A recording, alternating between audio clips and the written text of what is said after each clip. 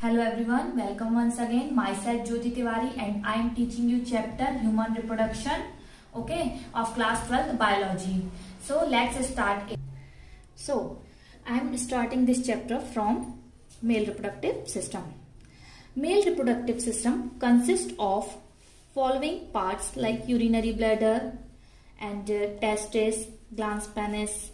So we will discuss each part one by one. First, let's study about testes. Testes are present in two numbers, okay, and it is actually located in the sac-like structure called scrotum. Okay, you have to visualize whole diagrams present here because few of organs are appearing in this diagram and few are appearing in this diagram. So I am taking all the diagrams. So testis is present in a sac-like structure called scrotum. Okay, inside the testis there are testicular lobules present. Okay, you can see that these lobules here, these lobules are present. Inside these lobules there is presence of seminiferous tubules. There is presence of seminiferous tubule. These tubules in these tubules there is formation of sperm takes place. Formation of sperm process is called spermatogenesis. Means inside these tubules spermatogenesis is taking place. These tubules later form a network and merge into a tube-like structure called epididymis. Means all the sperms which are forming in these seminiferous tubule get collected in the epididymis. This epididymis later continue to vas deferens. Okay, see here seminiferous tubule present, epididymis, and later continue to vas deferens. And vas efferentia is a part of hair. Means vas efferentia, we can say here vas efferentia, later epididymis and vas deferens.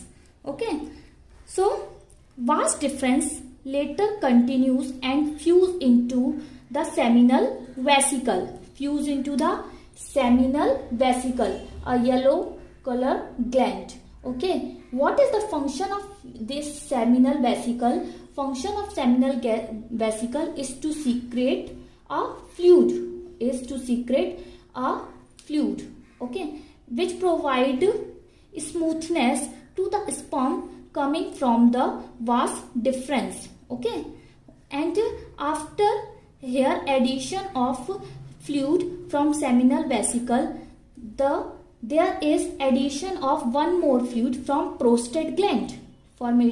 Prostate gland, it is also secreting a fluid, provide alkaline medium to the sperm. Now in sperm there is addition of volume because of the fluid secreted from seminal vesicle and prostate gland. Okay, and seminal vesicle later continue in the form of ejaculatory duct. This is called ejaculatory duct. Here you can see the zoom part of ejaculatory duct, that this is seminal vesicle and later it is continued in the form of ejaculatory duct. Now again, if we go in continuity, we observe that there is one more gland, bulbourethral gland. Bulbourethral gland also secrete a fluid, provide smoothness to the urethra to ejaculate the semen out of the penis. Okay, now come to the penis. Penis is external genitalia organ. Why it is called external genitalia organ? Because it is present outside of the body, and the testes, urinary bladder, vas deferens, these are internal genitalia organ because these organs are located inside the body, and penis is hung outside of the body. Penis consists of a protruded structure in the end called glans penis and covered by a folded skin-like structure called foreskin. Okay, so let's conclude that in testis sperms are forming, and which is going to this epididymis through vas efferentia, and later through vas deferens reach to the seminal vesicle. Seminal vesicle pass these sperm. Now it is called semen because here fluid is added to the sperm which are formed in the testis. So semen now reach to the ejaculatory duct, and through the ejaculatory duct it actually ejaculated out through the urethra. Here the pore is called urethra. Okay, and it is urinary bladder. Urinary bladder, you can see that these are called ureter, which collect urine from the kidney. Okay, now let's discuss the seminiferous tubule in detail.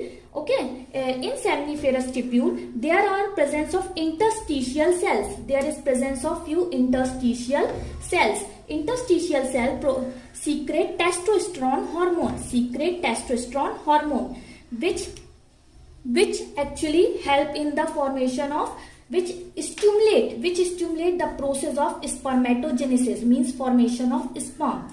Okay, so in seminiferous tubules there is presence of male germ cell. After some time divide and form more cells after division. This male germ cell divide in a mitotic division. Means male germ cell divided by a mitotic division. Here 2n chromosomes are present, 2n, and after that one of the cell undergo growth phase, and it is mitotic division. Mitotic means here chromosome number are not dividing.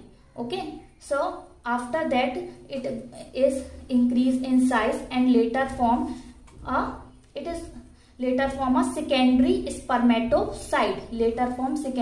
spermatocyte. Here the chromosome number become half. Later this secondary spermatocyte form